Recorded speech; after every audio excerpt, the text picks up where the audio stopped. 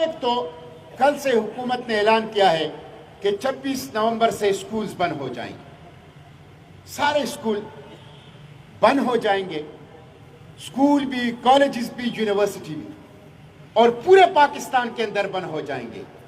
یہ ایک غیر دانشمندانہ تعلیم دشمن فیصلہ ہے جس کو ہم مسترد کرتے ہیں۔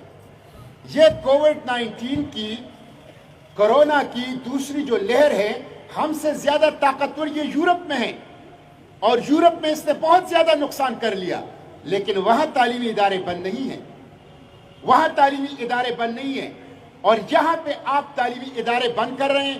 پاکستان میں شرع خواندگی پہلے بھی صرف 60% ہے، پاکستان میں پہلے بھی 2 کروڑ 20 لاکھ بچے اسکولوں سے باہر ہے۔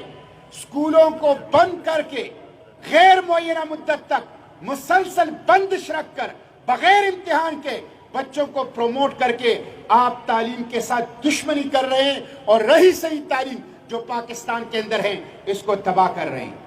میرے بھائیو، دوسری جنگ عظیم کے اندر بھی 5 سال 6 سال دوسری جنگ عظیم چلتی رہی۔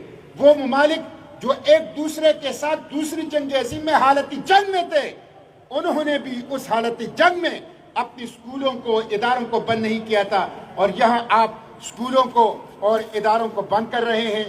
یہ ایک تعلیم دشمن فیصلہ ہے جس کے ہم خلاف ہیں، اور اس حوالے سے جو اسکولز کی کمیونٹی ہے اور ایسوسیشن ہے، ہم ان کا ساتھ دیتے ہیں۔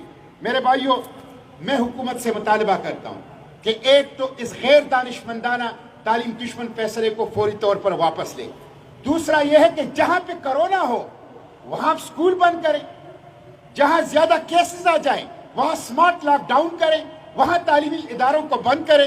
اور تیسری بات یہ ہے کہ آپ اسکولز کو شفٹ میں چلائیں، صبح بھی اسکول ہو، شام بھی اسکول ہو، ایک کلاس ہفتے میں 6 کے بجائے 3 دن آئے، بچے 20% اور 25% صرف اسکولوں میں رہ جائیں گے، سوشل ڈسٹنس بھی رکھا جا سکتا ہے اور SOPs کا بھی خیال رکھا جا سکتا ہے۔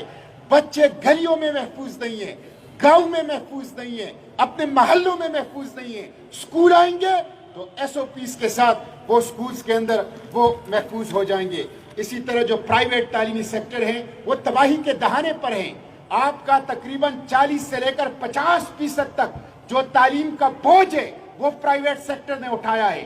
حکومت تو پاکستان کے تمام بچوں کو نہ اسکول دے سکتی ہے، نہ کتب دے سکتی ہے، نہ ٹیچر دے سکتی ہے۔ یہ تو پرائیویٹ اسکولوں کی ایک کنٹریبیوشن ہے جس نے 40 سے 50% شیئر آپ کے ساتھ کنٹریبیوٹ کیا ہے، وہ تباہی کے دہانے پر ہے۔